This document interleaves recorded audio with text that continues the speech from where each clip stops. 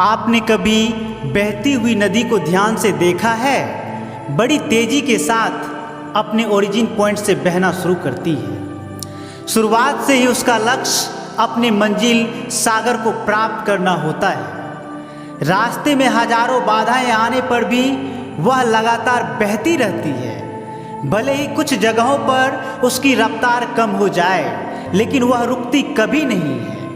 अपनी सुरीली आवाज के साथ बहती हुई नदी अपनी मंजिल की ओर लगातार बढ़ती रहती है और कैसे भी हो अपना लक्ष्य प्राप्त करके ही रहती है। सोचो, यदि नदी बीच में ही बहना छोड़ दे तो क्या होगा? उसका पानी ठहर जाएगा और कुछ ही दिनों में सूखकर नष्ट हो जाएगी। दोस्तों, यही हमारी लाइफ में होता है।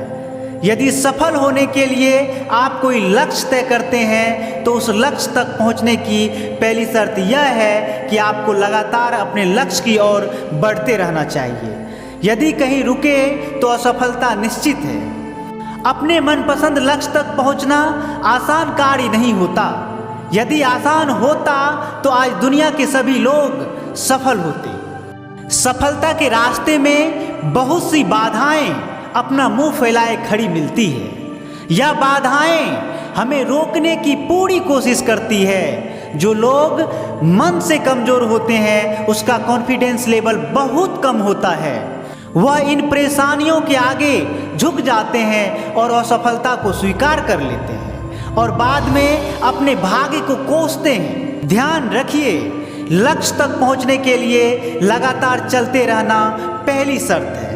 लगातार बहती नदी ही अपनी मंजिल प्राप्त कर पाती है। समय हमेशा चलता रहता है, इसीलिए दुनिया का हर इंसान समय का गुलाम है।